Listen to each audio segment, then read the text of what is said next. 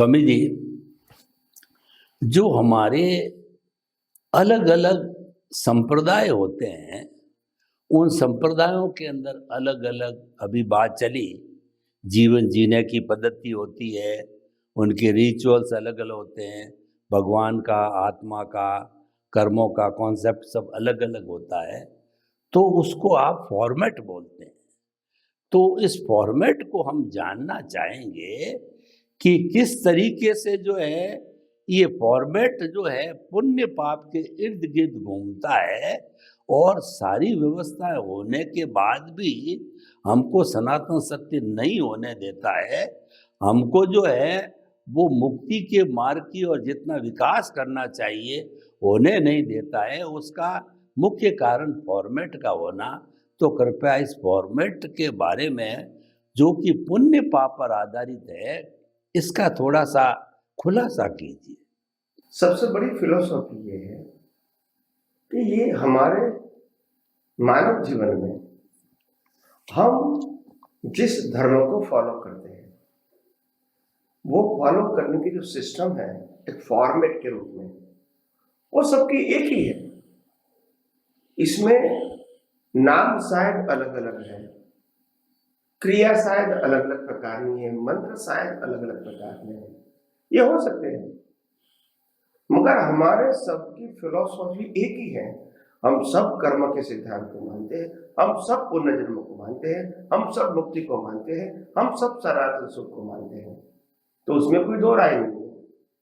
और दूसरी बात, हमारा जो संप्रदाय का जो ज्ञान है वो ज्ञान गलत नहीं था, मगर गलत तब बना जब धर्मगुरु के पास मंदिर या संस्था या प्रोसेसन निकालने की बात आई, या अपना वर्चस्व बताने की बात आई, तब एक संप्रदाय और दूसरे संप्रदाय के बीच अंतर बढ़ता गया। क्योंकि अभी मैं आपसे कैसे आगे जाऊं, ये प्रश्न हो गया। तो यहां कॉमन मिनिमम प्रोग्राम जो होता है वो नहीं रहा कि भी राम जो है वो भी आत्मा की अनुभूति प्राप्त करके मोक्ष में गए, कृष्ण भी आत्मा की अनुभूति प्राप्त करके मोक्ष में जाएंगे, महावीर भी आत्मा की अनुभूति प्राप्त करके मोक्ष में गए। तो ये जो कॉमन बात थी वो नहीं रही, और इसीलिए जो हमारा सबका एक कॉमन गोल था वो संप्रदायों में बट गया।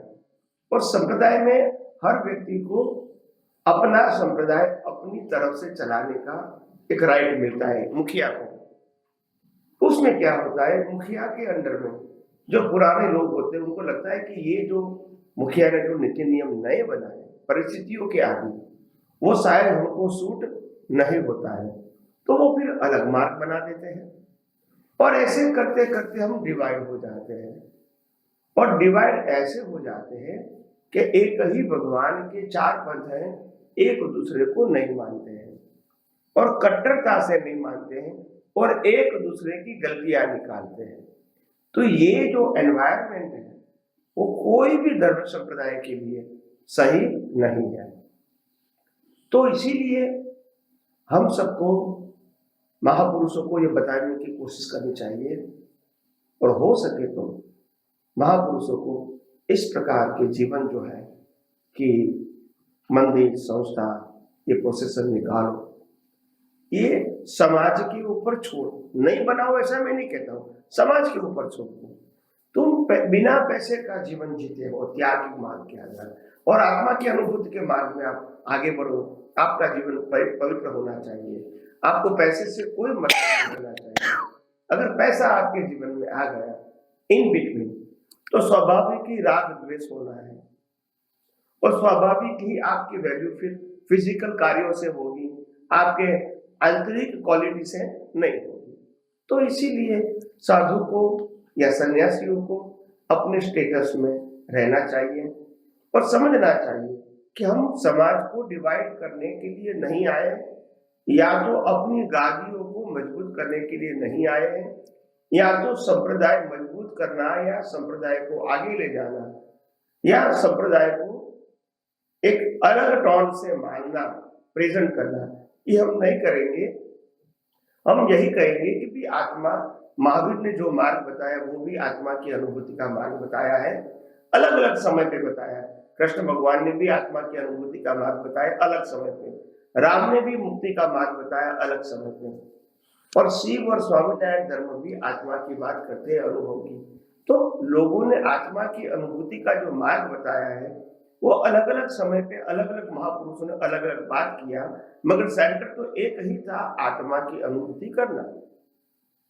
रास्ते अलग हो सकते हैं, क्या बताया, रास्ते अलग हो, मगर गोल तो एक ही है। हम्म। तो इसीलिए हमारे और अन्य धर्मों में अंतर नहीं होना चाहिए। जिसको जो रास्ता पसंद आए वो रास्ते से जाए, सेंटर तो एक ही है। अगर मेरे को हिमालय की टोच पे पहुंचना है और हिमालय की टोच पे जाने के लिए शायद 15-20 रास्ता हो सकता है, इतना बड़ा उनका वर्तुल है, तो मगर कोई भी रास्ते से कोई आगे जाएगा, सेंटर पॉइंट तो एक ही रहेगा। तो हम कोई भी रास्ते से ऊपर आएंगे तो गलत तो नहीं कहेंगे, तो इसमें गलत की क्या बात है। उस रास्ते में उस प्रकार की कठिनाई आएगी, ये रास्ते पर जाएगा उस प्रकार की परिस्थिति आएगी, वो रास्ते पर जाएगा उस प्रकार की परिस्थिति आएगी। हर रास्ते की परिस्थितियां अलग अलग होती है, मगर सबका गोल एक ही है। और इसीलिए हम सब एक हैं, और इसीलिए धर्म संप्रदाय को एक मार्ग के रूप में जानो, एक कंपटीशन के रूप में नहीं जानो। आप समझे, गलत सही मत बोलो, मैं बड़ा तुम छोटा ये मत बोलो, तुम्हारा सही मेरा गलत या मेरा सही तुम्हारा गलत, ऐसा मत बोलो। सब रास्ता है, आखिर तो पहुंचना है, कोई भी रास्ते से पहुंच सकते हैं, रास्ता गलत नहीं हो सकता है। क्या बताया, रास्ता गलत नहीं हो सकता है। रास्ता को गलत कहने की सोच गलत हो सकती है, गलत कहने वाले की सोच गलत हो सकती है। रास्ता कभी गलत नहीं होता है। अगर हमको यहाँ से दिल्ली जाना है तो एक ही रास्ता थोड़ी होता है, हजारों रास्ता दिल्ली जा सकते हैं, तो कोई रास्ते को हम गलत कैसे कह सकते हैं। और हर रास्ता छोटा भी हो सकता है, बड़ा भी हो सकता है, और हर रास्ते का प्रॉब्लम भी अलग अलग हो सकता है, मगर सेंटर पॉइंट तो सबका एक ही है। तो उसी आधार से हम सब एक हैं और यूनाइटेड है।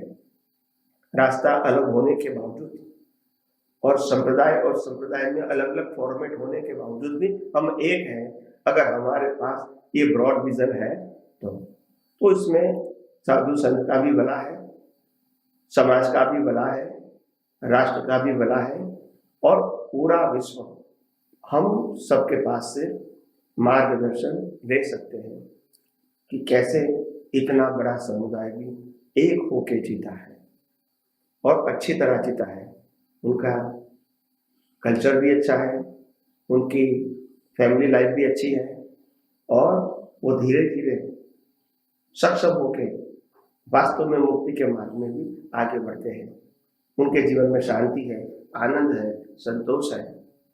तो ये सब जो होता रहेगा तो मैं मानता हूँ कि भारतवर्ष में जो विश्व गुरु बनने की क्षमता है वो हम सबको भी अनुभव में आ सकती है, और ये अनुभव करने के लिए हम सबको भी एज अ इंडिविजुअल ऐसी कुदरत को प्रार्थना करनी चाहिए कि हे कुदरत सबको सन्मति दे, सबको सद्बुद्धि दे, और सब सनातन सत्य या भारतीय संस्कृति जो सबके लिए एक है इसको माने, समझे और अपने संप्रदाय को भी फॉलो करते रहे, मगर एक दूसरे के साथ अंतर न रहे, एक दूसरे को गलत सही न कहे, और अपने मार्ग पर चलते रहे, और एक दिन वो गोल पे पहुंच जाए। तो प्रश्न ये नहीं है कि वो गलत है या सही है, ये कहने की आवश्यकता नहीं है।